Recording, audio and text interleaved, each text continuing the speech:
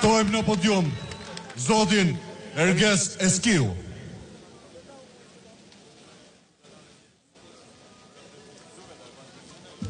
Ramaik! Ramaik! Ramaik!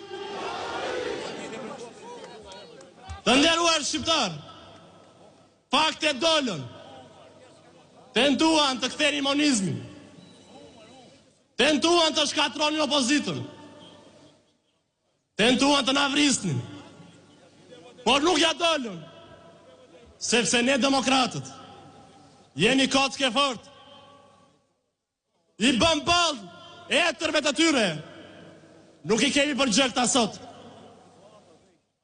Kush ka menduar se Edi Rama është trim, o a them, me pas tërti është një frikacak. Është 2 metër i gjatë, por është i vogël sa një mushkonj, që vjedhur azi, në heshtje, po i pi gjakun shqiptarve, prej 10 vitesh të paktën, edhe pse ka 25 vite në politikë. Le ta çelim sot pranverën të nderuar demokrat.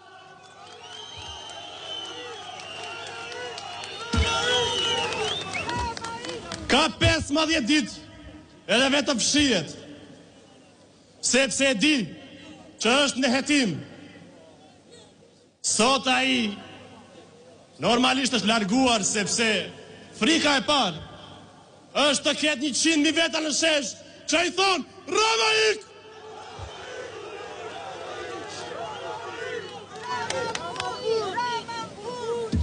Kush ka menduar se është trim, e ka gabim.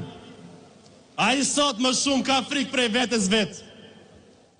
Ju e mbani mend në komisionin hetimor për balë deputetit Belind Kolliçi, sot kryetar bashkie nesër. Pasi u lodh nga pyetjet, a i pranoj se kështë shkelur ligjin, dhe prandaj fshihet deputet dhe sot parlament, sepse ka frikë se truri nuk do kontrolloj gjuhën dhe nga goja e tij do dalin fjalë që do e rëndojnë më tepër situatën e vet.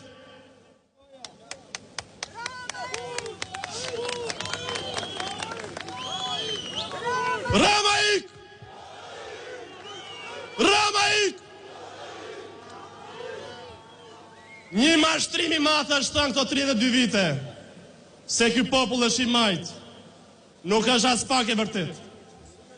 Ramiz Alia dëboi 500.000 shqiptar dhe u tha bashkëpunëtorëve, lërini të ikin, se këta janë forca më e madhe këtij vendi, këta janë ata që guxojnë, këta janë ata që nuk na binden, dhe nëse i mbajmë i kemi vot kundër. Edi Rama nga 2014 më sot ka larguar 770.000 shqiptar, sepse e di që nuk i nënshtrohen. Nga Akshi, eksperti Gent Progni ka marrë informacion se vota e migrantëve ndalohet vetëm për këtë arsye. Nga të gjitha algoritmet del se Partia Socialiste është humbse nëse emigrantët votojnë.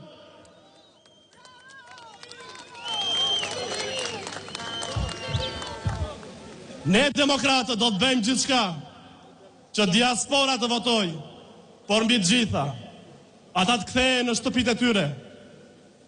Kursimet e tyre të investojnë në Shqipëri, të hapin vende pune, të punojnë tokat e tyre fermerët në shtëpitë e tyre. Ne do e popullojmë sërish të vende shqiptar, të mos mbeten nënat e baballarët pa fëmijët e tyre, e të mos i shohin nga një ekran i vogël telefoni. Ne jemi për familjen dhe do e bashkojmë sërish familjen, dhe Edi Ramën do e fusim në burg.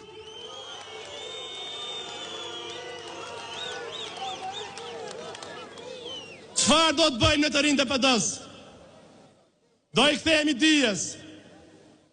Këta dorogaxhinjt këtu, kur erdhën në pushtet e përfolën arsimin, sepse kishin qëllimin në Gurzi, të bashkëpunonin me kartelin e Sinaloas, të mbillnin vendin me drogë, të transportonin kokain, të elmonin Europën e gjithë botën përfshirë shqiptarët. Por ne nuk do e lejojmë këtë gjë. Fëmijët tanë nuk mund përfundojnë burgjeve, apo më keq akoma të mbeten të vdekur, vetëm që ky trafikanti këtu të pasurohet. Vetëm dija të jep dinjitet. Vetëm dija të jep një jetë të lumtur. Ndalini fëmijët prindër, droga është shkatërim. Vetëm arsimi dhe edukimi ju bën të keni një jetë dinjitoze. Do ndihmojmë fermerin, siç ka bërë Partia Demokratike, dhe sot këta i thonë keni mbjellë shumë ullinj, sepse për ta fshatari duhet mbijetoj, jo të pasurohet. Por për ne, çdo shqiptar vlen, çdo shqiptar meriton një qeverisje më të mirë, dhe do të ketë një qeverisje më të mirë. Rama në burg, Erion Veliaj në burg. Zoti ju bekoft juve, Zoti e bekoft të vend. Fitore!